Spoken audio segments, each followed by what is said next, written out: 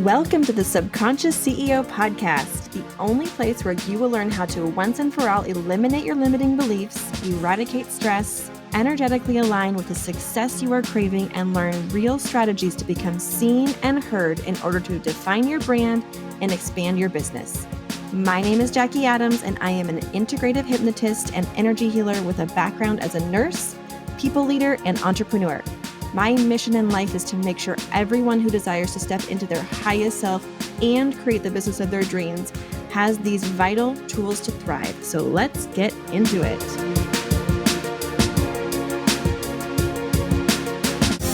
You know what is so crazy to me is how easily it is for us to believe something so negative, so self-deprecating about ourselves, not about others necessarily.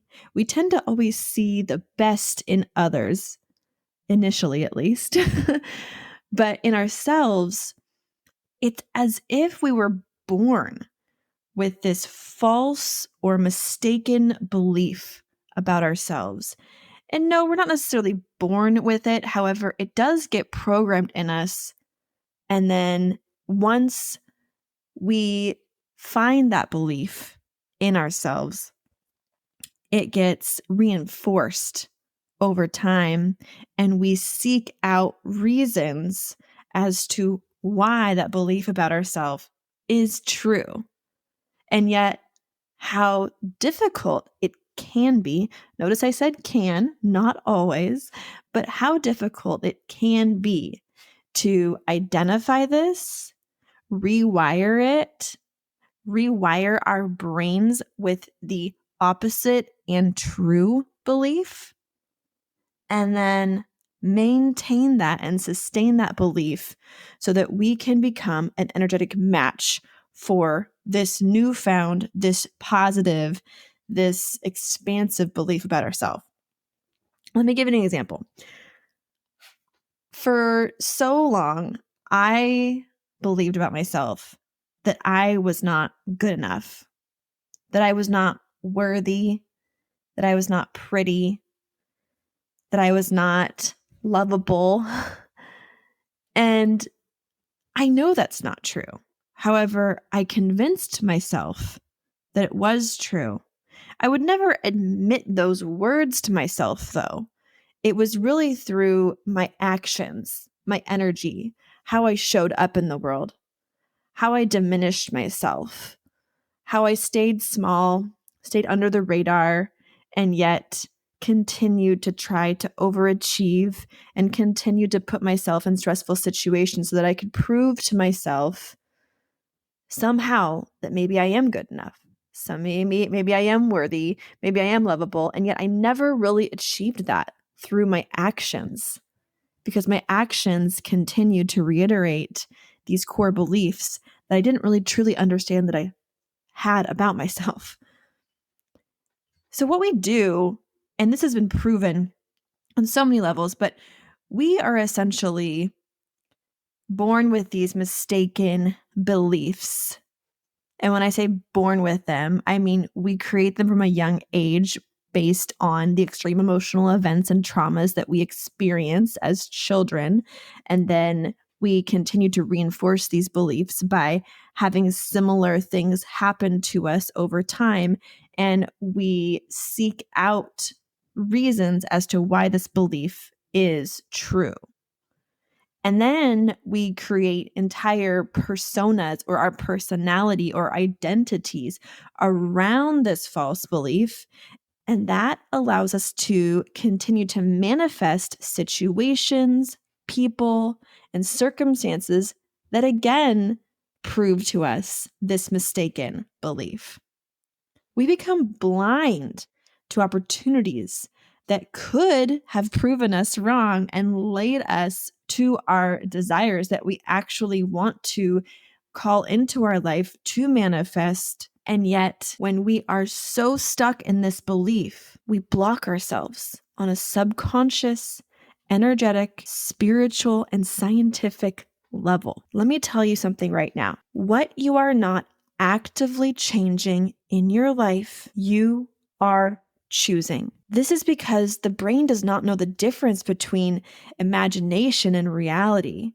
So if we want to manifest our next success, an item, a person, a situation, we often are really only one core belief away from bringing that, attracting it into our life. And I'm not saying we can just think this opposite belief once. No, we have to decide and then embody that belief physically, mentally, spiritually, and emotionally. A lot of the work that I do one-on-one with clients is helping to identify what that false, mistaken core belief is that has shaped the way my clients have seen the world, have operated in this world. And then we start working on what is the actual belief that you need to have in order to manifest the success and the reality that you are calling in. And the thing is that we are antennas with our energy. Our energy often introduces us before we can say our name. Have you ever had that where you walk into a room and someone walks up to you and you just feel like, wow, their energy is amazing. Their smile lights up the room. They look like they're so much fun, and yet they haven't said anything. It's just what they're giving off. And other times, someone walks near you and you just get this really creepy vibe, and your spidey senses, like your intuition goes off the charts, like, ew, get this person away from me. It's because we do give off an energy. And a lot of times, the basis of that energetic charge that is surrounding us is based in our core beliefs about ourselves and the personality, the persona, the identity that we've created around those core beliefs. I'm not saying you have one belief about yourself. Obviously, we have so many different beliefs, and those change subtly on a daily basis. However, there tends to be a recurring negative belief in so many of us that shows up over and over and over again. And the energy that you resonate at is the energy that attracts the people and the opportunities like it. So that belief at a very core subconscious level will oftentimes attract not what we want, but mirrors for ourselves so that we get the opportunity to face this belief and choose whether or not we're going to allow it to be reinforced or change it. So let's say that your belief, your core belief, and I'm not going to say you have to totally identify the core negative belief that has been holding you back in life, but maybe some examples would be that you don't feel worthy, whether that's worthy of love, worthy of attracting a partner, worthy of experiencing true joy, worthy of being a millionaire. Maybe it's that you don't feel like you're good enough. You're not good enough to succeed at the career or the business of your dreams.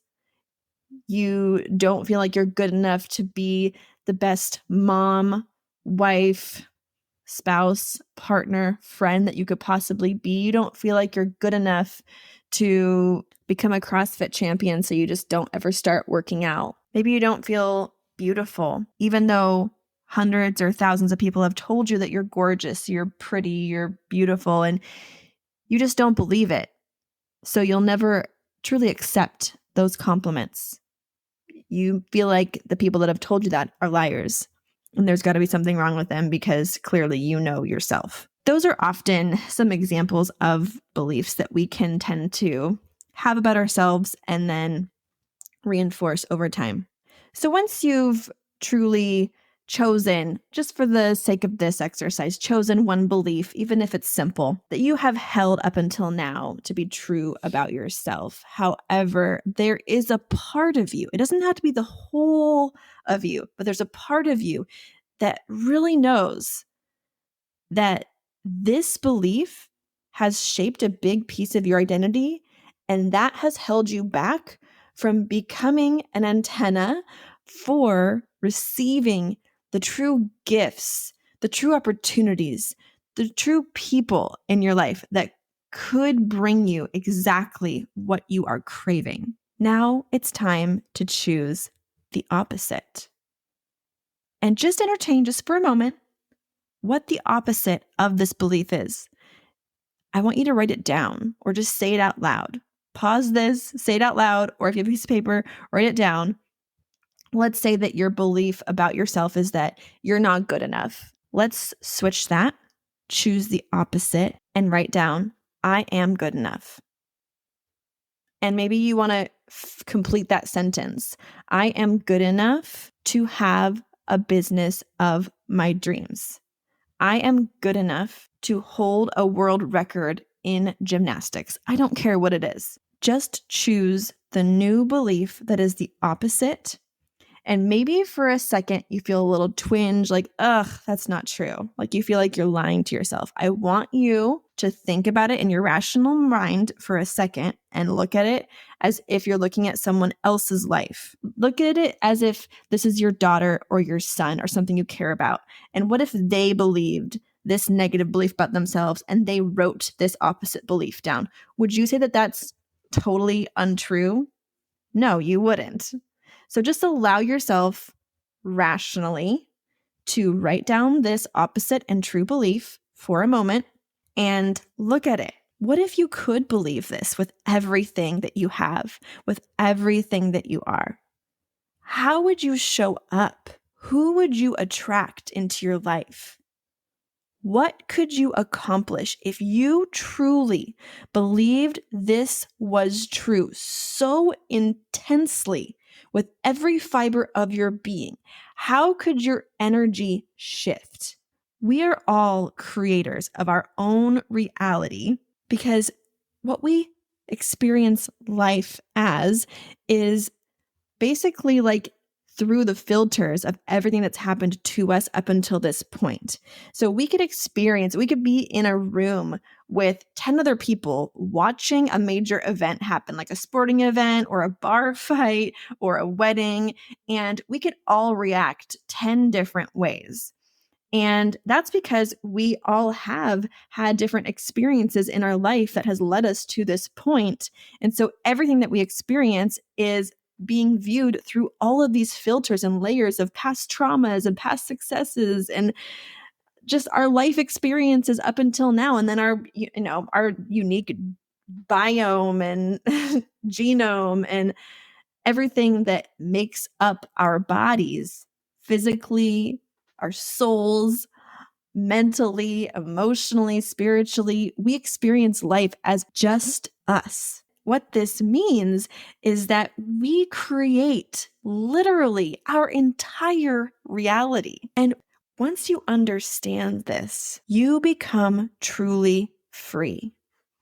Because you can truly understand that as the creator of your own reality, you can do whatever you want. You can attract whatever you want. Once you have this belief that is true, that will benefit you, you can now change your focus. And if you just write this belief down once, this new belief that you know is going to change everything for you, that could potentially shift the way you show up, what you attract, how you see things in life. If you just state it once, it's probably not going to do a whole lot long term. So we need to do a few different things here. First of all, you got to change your physiology to align with this belief. Just even think about your breath, your facial expressions, your posture, the way you move your body. Let's put all of those things in alignment with this new belief, because the facial expressions, posture, breath, and movement of someone who truly believes that they are not worthy is going to be very different than those of someone who believes that they are worthy of success, all the money, all of their desire, the love that they crave. It's just going to be different. So show yourself what the physiology of the person who holds this belief truly looks like. And once you've changed the physiology, into the alignment of this belief, now we're going to shift your focus, because when you're physiologically in alignment with that belief, now it's going to be even easier for your nervous system to maintain that belief and then maintain the focus on what you're attracting. This is when your reticular activating system comes into play. Another thing that you need to understand is the meaning of what you have given to things that have happened to you in the past, and what the meaning of certain setbacks are that continue to happen. So let's say that myself and my brother were in the household when our parents got divorced. Now, that same event happened to each of us. However, let's say that I gave it this meaning of, oh my gosh, this means that mom and dad don't love us anymore. This is terrible. This is going to be a defining moment in my life that just proves and continues to prove that I'm unlovable. And then what if my brother gave this divorce the meaning of, oh, mom and dad just don't love each other anymore. But hey, at least this means that we're going to have 2 households and 2 Christmases and 2 Thanksgivings, and we get our own rooms. And see how we could give different meanings to the exact same event or circumstance, and yet we are experiencing it very closely to one another. So the same thing happens with us right now. Everything in life is essentially neutral until we give it meaning. So bringing this back to your beliefs, when you decide to change your beliefs, you have to change your focus, your physiology, and the meaning of things that continue to happen to you and around you through the lens of this new belief, as opposed to the old belief that you used to have. And when you can change all of those pieces and continue to reiterate, and now it's going to have to be on a conscious level though, because up until now, this old belief has been so subconsciously embedded into your life that you haven't even noticed it. However, when we're wiring a new belief, there does have to be some level of conscious choice when you're rewiring this new belief, because it is so foreign to you.